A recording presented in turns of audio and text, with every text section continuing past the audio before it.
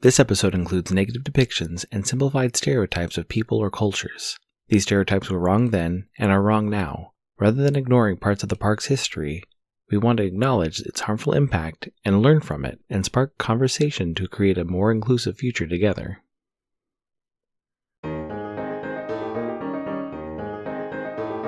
Welcome to the Sent from Disneyland podcast. Here age relives fond memories of the past. If it's your first time joining us, welcome.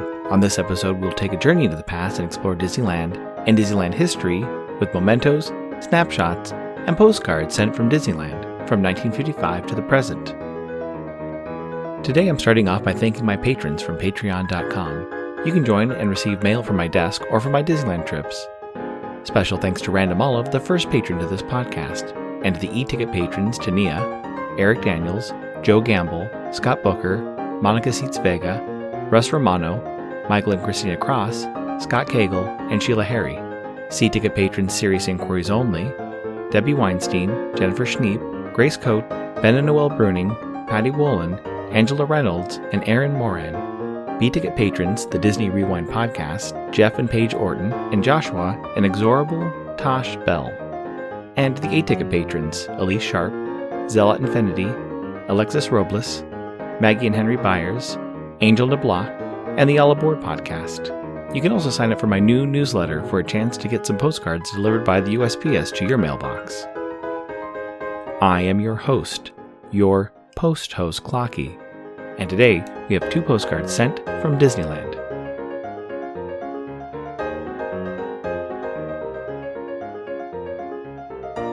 The front of our first postcard has a waterfall in Rainbow Caverns. You can see some of the water falling off the stalactites and the beautiful purples and blues of the Rainbow Caverns caves. On the back it reads, Rainbow Caverns. The Rainbow Ridge mine train tunnels deep into the beautiful Rainbow Caverns, where surging waterfalls and multicolored stalactites and stalagmites are viewed in breathtaking splendor. It's postmarked July 15, 1969, with the Phoenix, Arizona, Smokey the Bear, Remember Only You Can Prevent Forest Fires cancel, and the postage stamp has been removed. I assume they visited the park on Thursday, July 3, 1969, when park hours were from 8 a.m. to midnight. The weather was a high of 85 and a low of 63. It's addressed to Mary Cesario of Dillondale, Ohio. It reads, Hi Mary, this sure is a wonderful place. Spend 8 hours here with Henry's brother and family. Had a nice time. Henry leave for park Friday. Be gone 5 weeks. Love, Rose. I chose this postcard because of an odd connection the Enchanted Tiki Room has to the Rainbow Caverns. Continuing from last week's episode of flipping through the 101 things you never knew about Disneyland, I came across some fun trivia about Walt Disney's Enchanted Tiki Room. I know over the last 4 years and 200 episodes I've mentioned the Tiki Room. I may not have mentioned these specific facts about the 60-year-old attraction. One of the more famous stories about the opening of the Enchanted Tiki Room was the Barker bird in front of the attraction. The bird acted as a carnival barker, inviting guests into the attraction. There was an issue with guests crowding around the Barker bird, as it was probably their first encounter with an audio animatronic of any kind. As I mentioned in episode 178, Sent from an Oddball, one of the first ideas for an audio animatronic was going to include guests meeting a little Confucius in a Chinese-themed restaurant on International Street off of Main Street. This idea shifted to the Tiki Room, which was originally going to be a Polynesian-themed dining experience. The other concept behind the birds of the Enchanted Tiki Room came from Frontierland. While preparing to expand the mine train through nature's wonderland, one of the suggestions was to add mechanical birds. The concept of adding birds was scrapped, and before the Tiki Room birds flew to Adventureland, there was a possibility for them to make their debut at the 1964 New York World's Fair. Pepsi-Cola was interested in sponsoring the Tiki Room, but plans fell through and the Tiki Room opened in Adventureland. Getting back to the Barker bird, he was removed from the exterior of the building and became a regular singing bird in one of the corners of the Tiki Room. If you've enjoyed the attraction, there's a chance you've sat under the famous Barker bird.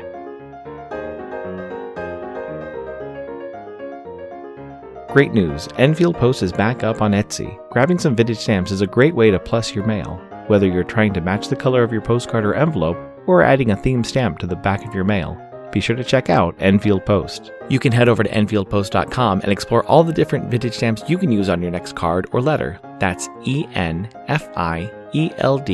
POST on Instagram and EnfieldPost.com for your wedding and vintage postage needs. Enfield Post is the official postage stamp sponsor of the Sent from Disneyland podcast.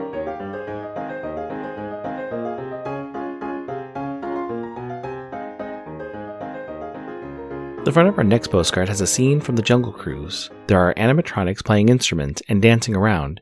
Nearby, you can see a thatched roof hut and a campfire. On the back it reads, Headhunter Country.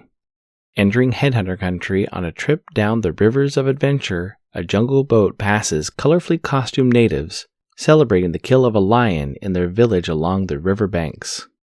It's postmarked June 25, 1963, with a San Simeon cancel and a 4-cent purple Lincoln postage stamp, Scott number 1036.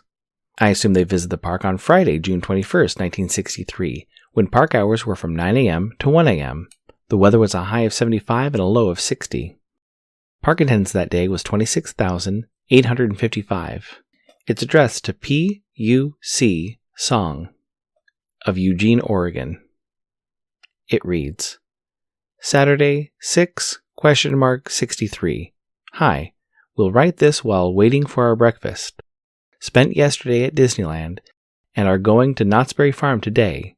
We'll hit Marine Land and Newport Beach tomorrow, Hollywood Monday, and then work our way up the coast via 101. The weather is cloudy and would be heavy with rain in Oregon with these clouds. Claire. I chose this postcard because Claire was at the park just 2 days before the Enchanted Tiki Room officially opened. While she was at Newport Beach and Marineland, guests could begin enjoying singing birds and flowers in Adventureland. Some other history of the Enchanted Tiki Room includes a renovation in the mid-1990s. First, the Adventureland Bridge and Gateway were expanded, which meant the Tiki Room entrance was pushed back. At the time, the attraction and surrounding area was 30 years old, but was built so well by Harper Goff and Raleigh Crump, most of the original carved tikis and surrounding structures of the pre-show waiting area remained intact, and in good enough condition to stay in the park. Inside the Tiki Room, the original speakers were removed and replaced, and the new sound design was placed in the hands of a professional concert company. Along with the new speakers added to the top of the Tiki Room, subwoofers were added to the back row of seats for additional sound and a more powerful thunder towards the end of the show. The original recordings were cleaned, and unfortunately one of the songs, Offenbach's Bar Carol, from the opera The Tales of Hoffmann, was removed from the show. The song was 3 minutes of instrumental music, accompanied by some bird noises. One last fun fact about Walt Disney's Enchanted Tiki Room is that when it opened, it required a separate ticket, but by 1966, it was added as an e-ticket attraction.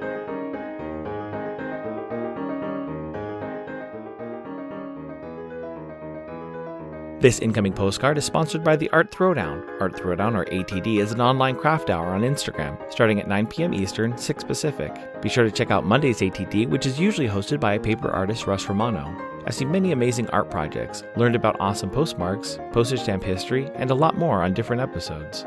It's great to stop in for an hour to watch someone craft or design something unique. Each host brings something a little different to each show. I'll list some of the regular hosts, or you can follow Russ Romano 2021 on Instagram. The front of my incoming postcard has the phrase, Greetings from Orlando, Florida. On the bottom right, there's a woman in a bathing suit, next to a palm tree and an umbrella, and in the letters of Orlando, different images of rivers, houses, and foliage native to the area. It's postmarked August 22nd, 2023, with a St. Paul, Minnesota cancel and a Sailboat Forever postcard postage stamp, Scott number 5750.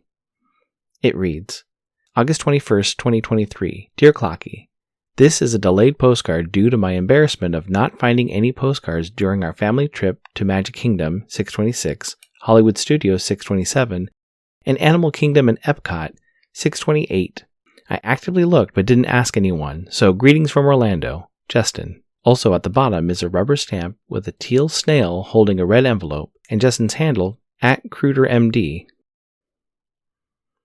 Thank you so much for the postcard, Justin. Don't feel bad about not finding Walt Disney World postcards. Postcards at the domestic Disney parks are becoming harder and harder to find. I thought Disneyland had a new postcard set, but I couldn't find any on my last trip. The last set I have received from Florida was a retro pack of postcards, similar to the postcards available in 1971 when the park first opened. Or there was a lenticular Mickey Mouse postcard for the 50th anniversary celebration. This is one of the reasons why I use vintage postcards, buy from Etsy shops like Going To Guides, or just make my own. I was happy to get this vintage reprint postcard. I'm always on the lookout for postcards with a retro feel. Thanks for listening to Sent from Disneyland. If you enjoyed this podcast, please subscribe and tell your friends. It would be helpful to share your favorite episode to a friend or on social media. There are over 200 to choose from. It would also help to leave a 5-star rating and comment on whatever podcast platform you use. If you'd like to support the show financially, please check out our Patreon page at patreon.com/SentFromDisneyland. You can find me on Instagram and Facebook at Sent From Disneyland, or on Twitter at Sent From Disney.